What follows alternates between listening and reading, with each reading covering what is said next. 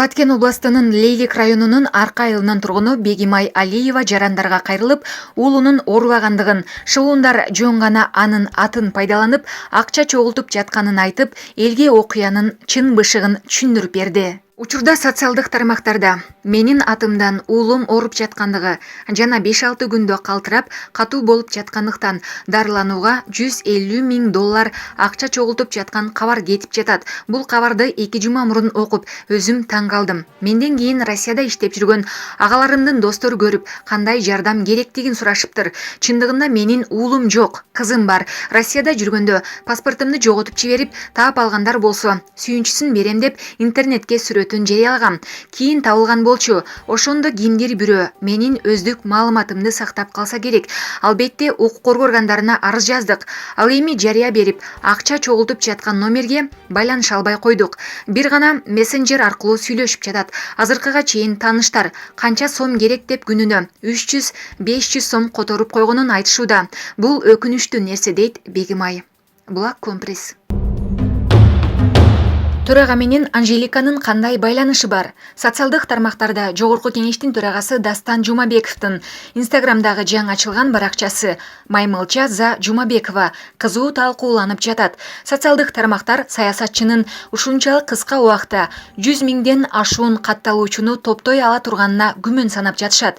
Белгилей кетсек, спикердин Дастанбек Жумабеков официал деген ат менен катталган Инстаграмда эски баракчасы бар. Ал эми 2019 жылдын сентябрь айынан бери бул эсепке 1500 гана колдонуучу катталган. Төраганын Инстаграмдагы за Жумабекова баракчасы 2020 жылдын 1 мартында ачылган. Ошол эле күнү алгачкы посту жарыяланган. Буга чейин аталган аккаунт эч кимге таандык болгон эмес. 2,5 айда спикер конкурстардын жардамы менен 142 миң катталуучу топтой алган. Катталуучулардын санын көбөйтүү үчүн төрага ырчы Анжелика менен кызматташат. Белгилей кетсек, алдыдагы шайлоого байланыштуу саясатчылар социалдык тармактарга чыгып, мүмкүн болушунча көп абонент чогултууга аракет кылып жатышат.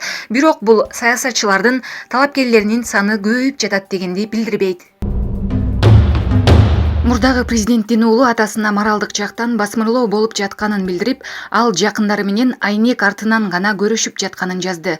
Мурдагы президент Алмазбек Атамбаевдин уулу Сейит Атамбаев атасынын ден соолугу кескин начарлап кеткенин социалдык тармактагы баракчасына жазды. Ал буга ушуну менен 3-чү жолу жубайы жана балдары менен жолукканда кучакташып, жүз көрүшө албай, айнектин артынан сүйлөшүүгө мажбур болуп жатканы себеп экенин билдирди. Жакындарында коронавирустан таза экенин далилдеген маалым каты болсо дагы жолугушу кооптуу деп жатышканын түшүнбөй турам. Сот иштери боюнча башка кишилер менен күрөшүүдө. Өзүнүн айтымында ага моралдык басмырлоо болуп жатат деп жазды ал. Ал эми Атамбаев тергөө абагында кармалып турган УКМКнын маалымат кызматы мурдагы президенттин абалы туруктуу, эч кандай даттануу жок экенин билдирди. Ошондой эле анын ден соолугун күнү түнү дарыгерлер көзөмөлдөп турарын кошумчалашты. Булак Спутник Кыргызстан. Кыргызстандын бийлиги уюштурган 9 автобус менен мекенге 417 киши жөнөтүлгөн. Анын 410-у чек арадан өтүп, калганы документтеринен улам өтө албай калган. Оренбург облусунун Бузулук районунан келе жаткан мекендештердин 3-өөнү Россия чек арасы, 4-өөнү казак тарап өткөрбөй койгон. Бул тууралуу Кыргызстандын Россиядагы элчилигинен кабарлады. Билдирмеге ылайык, Кыргызстандын бийлиги уюштурган 9 автобус менен мекенге 417 киши жөнөтүлгөн. Анын 410-у чек арадан өтүп, калганы документтеринен улам өтө албай калган. Россиянын чек арасынан 3 адам өтпөй калды. Ал эми казак чек арасында 4 калды. Анткени алар Тажикстандын жарандары болгон. Казак чек арасынан өткөндөр ал өлкөнүн шарты боюнча текшерилип, андан кийин аларга маалымкат берилген. 12 айдоочу автоунааларын атайын унаа ташыган транспортко жүктөп, өздөрү автобуска түшүп кетишти. Калгандары мурдагы жашаган жерине кайтышты деп айтылат билдирүүдө. Элчилик Оренбург облусунун аймагында, анын ичинде Соль Илес шаарында жана Бузулук районунда Кыргызстандын жарандары калбаганын баса белгиледи. Кыргызстанда коронавирус жалпы 1350 адамга жукту. Анын ичинен 949 бейтап айыкса, 14 киши каза болгон. Булак Спутник Кыргызстан. Садырбаев көчөсүндө жайгашкан күйүүчү май сактоочу ангардан чыккан өрт саат 11:24 чектөөгө алынган. Өрттүн кесепетинен ангар 2 кабаттуу турак жайдын чатыры күйгөн. Болжол менен 640 метр кубду түзөт. Өрт өчүрүүлөрдүн аракеттеринин натыйжасында өрт жакын жайгашкан кафе, башка турак жайларга өткөн жок. Жабыр тарткандар жана каза болгондор жок деп билдирет Өзгөчө кырдаалдар министрлигинин басма сөз кызматы. Учурда өрттү толук өчүрүү иш-чаралары жүргүзүлүүдө. Кошумча маалымат берилет. Булак элдик медиа. Ош шаарынын прокурору Кубат Абдраимовго башкы прокуратура тарабынан сөгүш берилди. Маалыматка караганда 9 май күнү Ош шаарындагы жеңиш майрамына арналган митинг реквиемде Ош шаарынын прокурору Кубат Абдраимов прокуратура кызматкеринин баш кийимин эмес калпак кийип алган. Мындан улам башкы прокуратура Кубат Абдраимовго сөгүш берген. Кубат Абдраимов бул маалымат массалык маалымат каражаттарына чыккандыгы тууралуу кабар жок экенин айтты.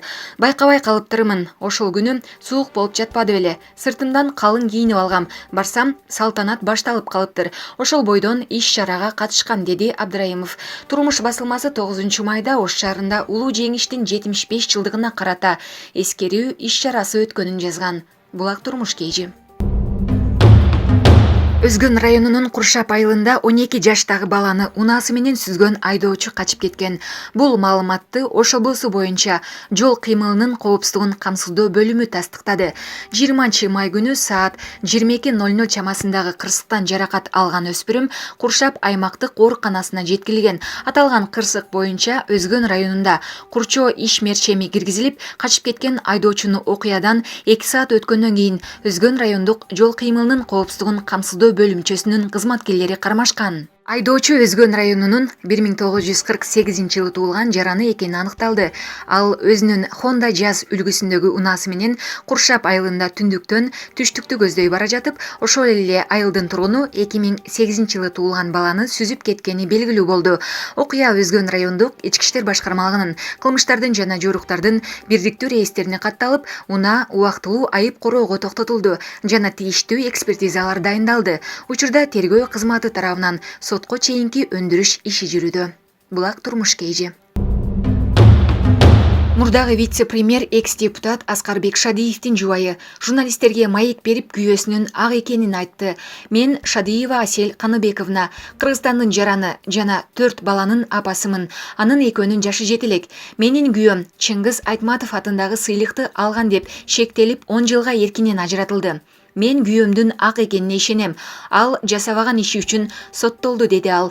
8 жылдан кийин бизди аңдып, тыңшоолор башталгандыктан менин күйөөм өзүнүн жана үй бүлөнүн коопсуздугу үчүн өлкөнү таштап чыгып кетүүгө аргасыз болду. Учурда укук коргоо органдары мени да текшерип жатышат. Мен мындан ары унчукпай олтура албайм, деди Асель Шадиева. Булак Кактус медиа.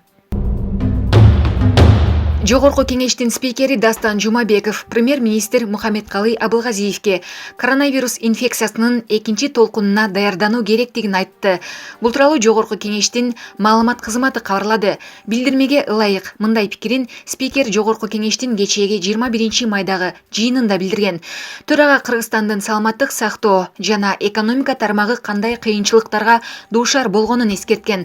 Жумабековдун айтымында күз айында COVID-19 жайылып кетүү коркунучуна каршы туруу үчүн бюджеттен каражат кароо керек. Буга чейин Дүйнөлүк саламаттык сактоо уюмунун өкүлү пандемиянын экинчи толкуну болушу ыктымал экенин болжолдогон. Кыргызстанда коронавирус жалпы 1350 адамга жукту. Анын ичинен 949 бейтап айыкса, 14 киши каза болгон.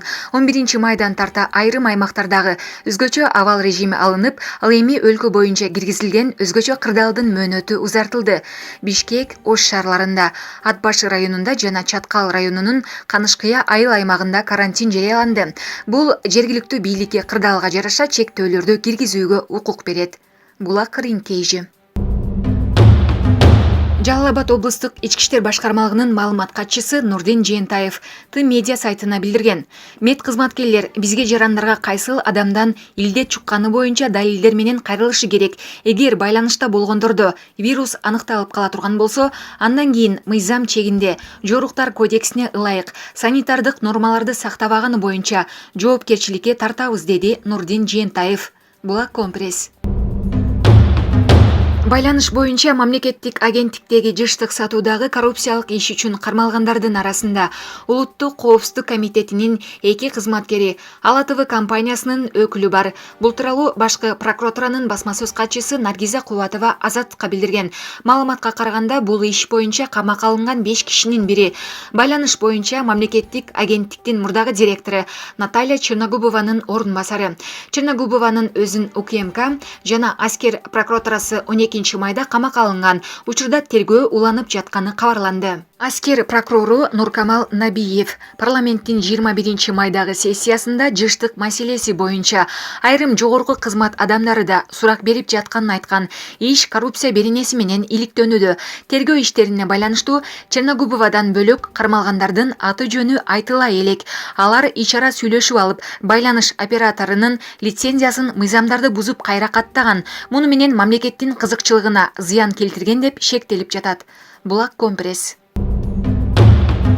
Мурдагы саясатчы Камчыбек Ташиевдин уулу Эмирхан Кыдыршаев Италиянын Перуджа футболдук клубунун жаштар курамасында ойноого чакыруу алды. Бул тууралуу Камчыбек Ташиев өзүнүн социалдык тармактагы жеке баракчасына жазып калтырган. Бир аз кубанычымды бөлүшкүм келди. Уулум Эмирханга Италиянын Перуджа командасына ойноого расмий чакыруу келди. Перуджа командасы Италия чемпиондугун Б сериясында ойнойт. Ушул убакытка чейин 2 жыл Ассиси шаарында Пауло Россинин футболдук академиясында окуду. Эмирхан өзү 15 жашта, бирок ал U16, U17 командасына ойноого чакыруу алды. Бул жаңылыктын маанилүүлүгү бул кыргыз тарыхында биринчи кыргыз футболчу Италиянын расмий чемпиондугунда ойной баштаганында, буйруса 17-18 жашка чыккыча А сериясында ойноп калат деп үмүт кылабыз. Кыргыз элимди дүйнөгө таанытуу үчүн бүт күч аракетибизди жумшайбыз деп жазып калтырган Камчыбек Ташиев.